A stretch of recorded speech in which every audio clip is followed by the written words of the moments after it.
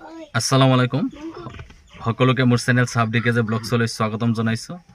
আজি পবিত্ৰ ঈদ, তো পোনপ্ৰথমে সকলোকে ঈদৰ আন্তৰিক শুভেচ্ছা জ্ঞাপন কৰিছো। এতিয়া মই যাবলৈ ওলাইছো ঈদগাহলৈ, আৰু ইয়াৰ মোৰ লগত দাদা আছে আৰু মোৰ ল'ৰা আছে, ভতিজা আছে। আমি সকলোৱে গৈ আছো ঈদগাহলৈ, আৰু তাত গৈ পেলাই ঈদগাহৰ যি সামূহিক পৰিৱেশ এই ভিডিঅ'ৰ জৰিয়তে আপোনালোকক দেখাবলৈ চেষ্টা কৰিম।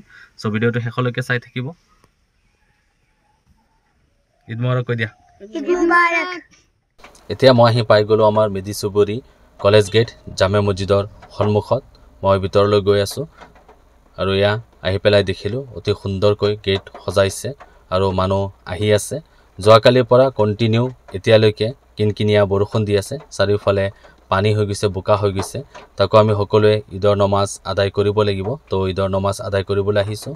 তো প্ৰথমতে মই আৰু মোৰ লগৰটো ঈদ বুলি পুৱাই পুৱাই পাণ এটা মুখত দি পেলাই ভিতৰলৈ সোমাই গৈ আছোঁ।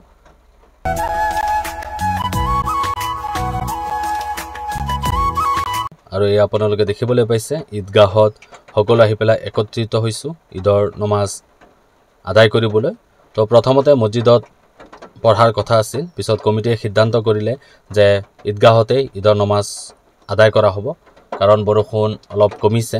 তো এইকাৰণে আমি সকলোৱে শাৰী পাতি থিয় হৈছোঁ ঈদৰ নমাজ পঢ়িবলৈ। আৰু সকলোৱে আজি এই পবিত্ৰ দিনত সকলোৰ কাৰণে দোৱা কৰিব, অসম তথা বিশ্ব শান্তিৰ কাৰণে দোৱা কৰিব।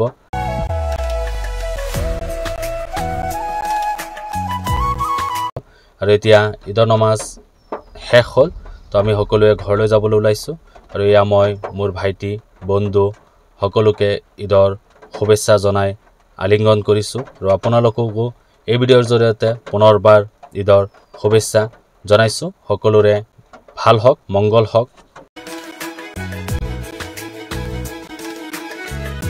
আৰু এই ভিডিঅ'ৰ জৰিয়তে আপোনালোকক সকলোকে নিমন্ত্ৰণ জনাইছোঁ ঈদত আহিব। পিছত আকৌ নক'ব যে আপোনালোকক নিমন্ত্ৰণ দিয়া নাই বুলি।